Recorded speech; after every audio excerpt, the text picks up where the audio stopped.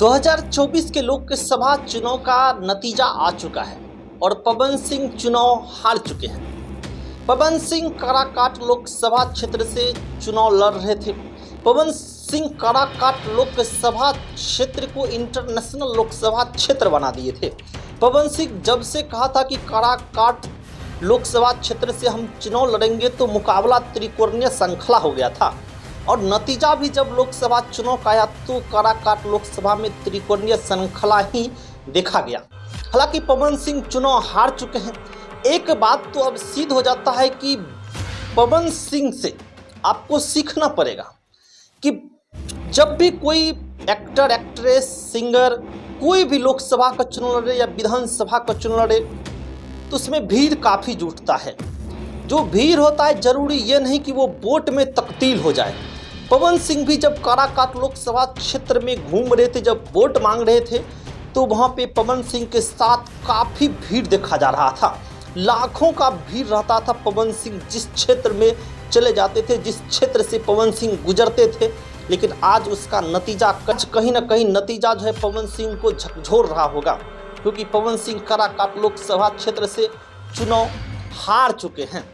पवन सिंह को वोट जो आए हैं 1,61,230 वोट मात्र पवन सिंह को आए हैं और उपेंद्र कुशवाहा को 1,58,541 वोट आए हैं। हालांकि पवन सिंह सेकंड स्थान पर रहे हैं, उपेंद्र कुशवाहा थर्ड स्थान पर रहे हैं और फर्स्ट स्थान पे 2,31,000 वोट के साथ राजा राम जी फर्स्ट नंबर पर रहे हैं। तो इससे तो साफ साफ पता चल गया कि कतई आप भीड़ को ये नहीं कह सकते कि ये भीड़ जो है ये वोट में तब्दील हो जाएगा। जब पवन सिंह जब काराकाट में प्रचार भी कर रहे थे तो इस बात का मजाक भी उड़ाया जा रहा था। पवन सिंह सिर्फ लफुआ को लेकर साथ चल रहे हैं, यानी कि सिर्फ और सिर्फ युवा पवन सिंह के साथ है, बाकी नहीं है। शायद यह बात सत्य होता हुआ पवन सिंह जो है काराकाट लोकसभा क्षेत्र से चुनाव हार चुके हैं। पवन सिंह को जिताने के लिए भोजपुरी के सभी सिंगर, सभी हीरो जो हैं लगभग कहा जाए तो दिन रात एक कर दिए, लेकिन पवन सिंह को फिर भी नहीं जिता पाए। खेसारी लाल यादव भी काराकाट लोकसभा क्षेत्र गए थे, प्रचार किए थे पवन सिंह के लिए, लेकिन हाल बुरा हो गया पवन सिंह का। इसीलिए हम कहते हैं कि कभी भी भीड़ को आप वोट मत समझिए।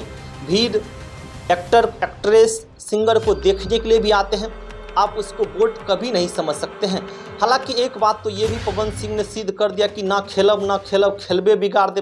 पवन सिंह बीजेपी के तरफ से रहते थे, यानी कि बीजेपी उन्हें आसनसोल से टिकट देते हैं और पवन सिंह वहाँ से टिकट रिटर्न कर देते हैं और काराकाट लोकसभा क्षेत्र से पवन सिंह जो है वो ताल ठोक देते हैं।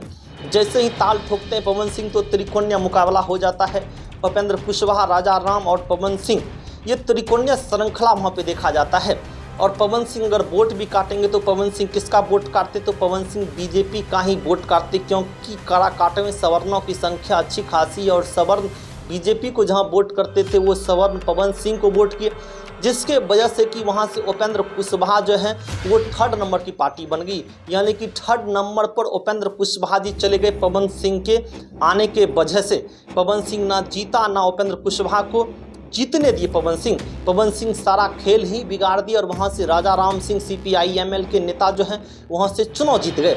इससे पहले जितने भी लोकसभा का चुनाव हुआ था CPI-ML के राजा राम सिंह 4-5 नंबर पे आते थे, लेकिन देखिए पवन सिंह के आने से उनका भविष्य खुल गया, उनका नसीब बन गया कि पवन सिंह जो है खुद हारे, उपेंद्र कुशवाहा को भी हराए और राजा राम सिंह को पवन सिंह चुनाव जिता दिए। काराकाट लोकसभा क्षेत्र से पवन सिंह चुनाव हार चुके हैं।